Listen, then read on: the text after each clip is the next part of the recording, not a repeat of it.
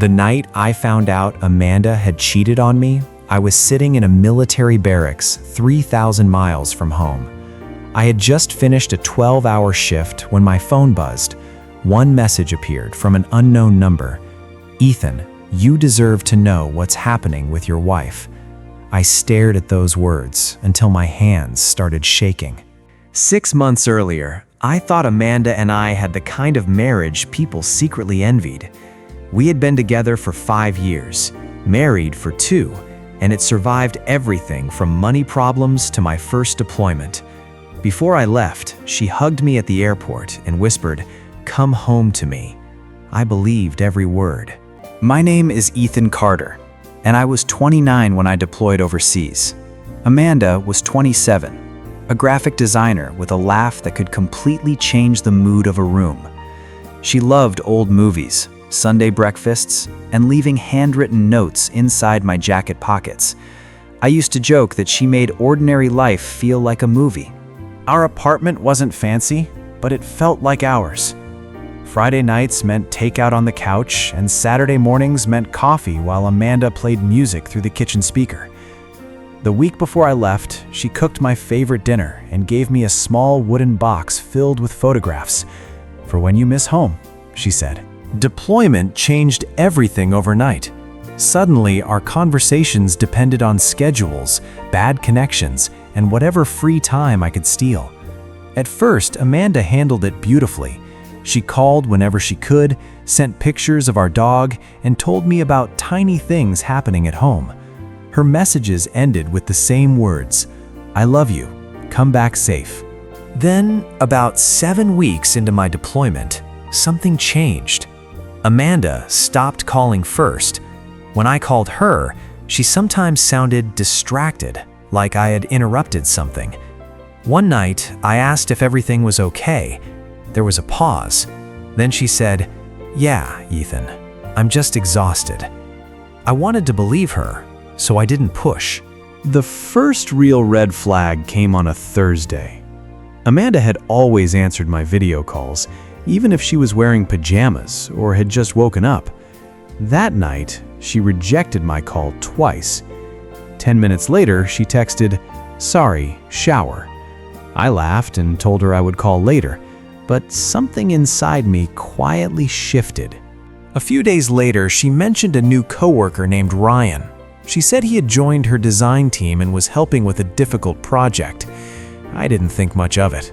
I even joked, "So Ryan better be good at his job?" Amanda laughed, but her laugh sounded forced. Then she changed the subject almost immediately. I tried to ignore my instincts because suspicion felt like betrayal itself. I was thousands of miles away, and Amanda was the person I trusted most. But small things kept appearing. She suddenly started locking her phone. She stopped sending random pictures, and whenever I asked about her day, her answers became strangely short.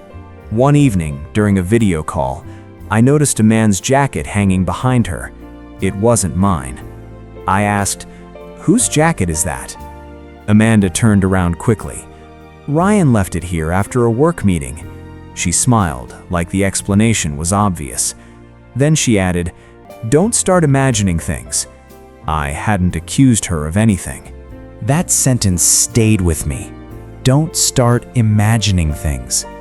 I replayed it for hours after our call ended. Maybe I was becoming paranoid. Maybe deployment had made me insecure. I decided to trust her completely and stop looking for signs that might not exist. But the next morning, I received a message from my sister, Claire. Claire wrote, "Ethan, have you talked to Amanda lately?" I immediately called her. She sounded uncomfortable. She told me she'd seen Amanda at a restaurant the previous weekend. Amanda hadn't been alone. There was a man sitting across from her. Claire didn't recognize him, but she remembered something strange. Amanda was holding his hand. My stomach dropped. "Are you sure?" I asked. Claire hesitated. "I didn't want to tell you while you were deployed, but I thought you should know." I asked why she hadn't confronted Amanda. Claire said she didn't want to destroy our marriage based on one dinner. I understood her reasoning, but suddenly every unanswered question had a face. I called Amanda that night. She answered after several rings. I asked about the restaurant. She went silent. Then she said, "Claire saw me?" I knew immediately. She didn't ask what restaurant. She didn't ask who Claire saw. She only asked whether my sister had seen her. That was the moment my heart stopped defending her. I asked, who was he? Amanda said it was Ryan. She claimed they were discussing work and that Claire had misunderstood the situation. I wanted to believe her so badly that I almost accepted the explanation. Then I asked one question. Why were you holding his hand? Amanda didn't answer. She simply said, "Ethan, please trust me." I couldn't sleep that night. The next morning, another message arrived from the same unknown number. This time, there was a photograph attached. It showed Amanda standing outside a hotel beside Ryan. Her hand was resting on his chest. The timestamp was from 2 weeks earlier. I stared at the picture until the screen blurred. I called the number. A man answered. His voice was calm. "My name is Daniel. I'm Ryan's friend." I asked how he got the picture. He told me Ryan had shown it to him, bragging about Amanda. Daniel said he couldn't live with the idea that I was risking my life overseas while being lied to. I asked Daniel the question I was terrified to hear answered. How long? There was silence. Then he said, "At least 3 months." 3 months meant Amanda had started seeing Ryan shortly after my deployment began. I felt something inside me collapse. Every loving message, every promise, every "I miss you" suddenly sounded completely different. I confronted Amanda again. This time, I didn't raise my voice. I simply asked, "Did you sleep with him?" Amanda started crying. For several seconds, neither of us spoke.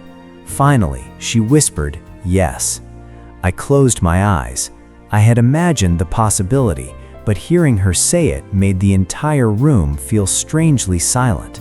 She told me it started with emotional conversations. She said she felt lonely and Ryan was always there. Then one night, after drinking with coworkers, they kissed. She said she regretted it immediately, but instead of ending it, she kept seeing him. "I don't know why I did this," she whispered. I knew that answer wouldn't repair anything. Then Amanda said something that hurt even more. "I still love you." I laughed, but there was no humor in it. "You don't get to use love as proof that you didn't betray me," I said. She cried harder. She told me she was confused, scared, and ashamed. But none of those emotions could change what had happened. I asked why she never told me. Amanda said she was afraid I'd leave her. I stared at the phone and realized the truth was almost cruelly simple. She wasn't afraid of losing me when she was with Ryan. She became afraid only when she realized her choices might finally have consequences. For the first time since my deployment began, I felt strangely calm. I told Amanda I needed the truth, not another explanation. She admitted Ryan had been to our apartment. She admitted they'd slept together more than once. Then she revealed something I hadn't expected. She'd been planning to tell me after I returned home. I asked, why wait until then? She said she couldn't break my heart over a phone call.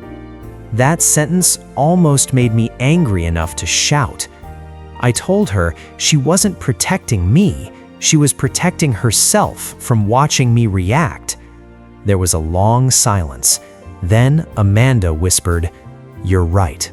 The hardest part wasn't discovering the affair. It was realizing how many memories I suddenly questioned. Was she thinking about Ryan when she kissed me goodbye? Was she comparing us during our calls? Did she look at the wooden box of our photographs while secretly building another relationship?